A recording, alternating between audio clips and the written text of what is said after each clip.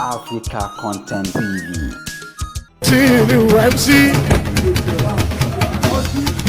Bẹ́ẹ̀ bá pè lọ́mọ ní mọ́tò, àwọn wo lọ́mọ ní mọ́tò, ẹni tó fowó ra mọ́tò, tó gbé sórí títì, tó jẹ́ transporter, àyíǹde mọ́tò láwọn tó ń pawó wálé. Bí transporter ò bá invest sórí mọ́tò, ẹ̀yin èrò, ẹ ò lè rọ́kọ̀ wọ́n.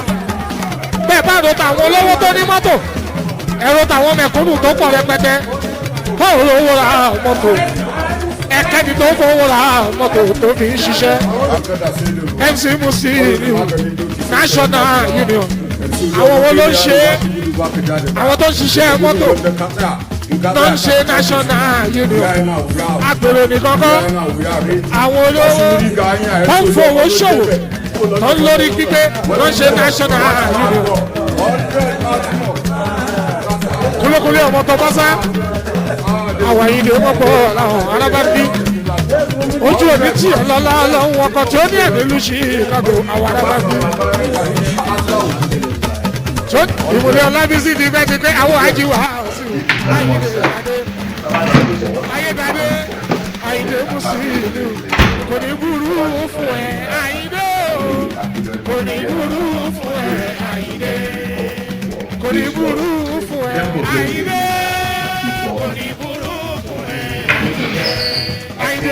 Ẹ̀rù òní dànù gbogbo ẹ̀rù lọ́lọ́wọ́ bá tó fún ẹ kò ní dá dúró máa ṣe bó ṣe ń ṣe lọ má máa yí wá ẹ padà. Òyìnbó olóògùn ebi ọpẹ́lọpẹ́ Ọlọ́run ọpẹ́lọpẹ́ Ọlọ́run ọmọ tàjàká yóò ká aṣíwájú ọmọ tàjàká máa ń bí ọmọ tàṣíwájú ọmọ àkọ́bí ọmọ kòkè ìwé mọ́tò ọ̀rọ̀ alábàájú ọlọ́bọ̀ wa.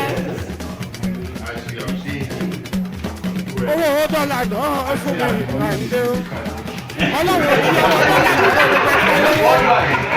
Dọ́là kò ní ilé ọwọ́ ẹ̀ lọ́rọ̀ ní àjíwá sí i. Kò ní ilé ọwọ́ ẹ̀ lọ́rọ̀ ẹ̀ àyíndé Musiliu.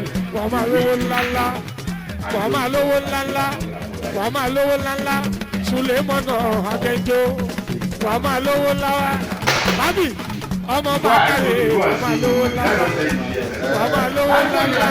Yéésì ọkọ̀ bísọ́lá. Wọ́n máa lówó ńláńlá.